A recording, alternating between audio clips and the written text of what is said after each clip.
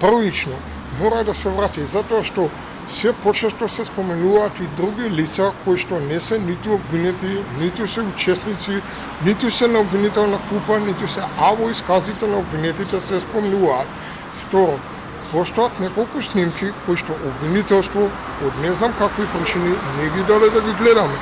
Едни од таквите снимки се снимките кај бензинската станица Лукойл кај Велес, каде што јасно се гледа, кој што ја види цела Македонија, јасно се гледа ликот на Танчо Жежовски на таа снимка, која што е направена некаде во 12 часот денски на 22.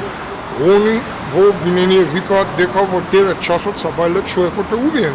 Значи, мора некои работи да се расчистат во самата приказна, дали со реконструкција, дали со враќање на предметот во истрага, мораат некои работи да бидат расчистени.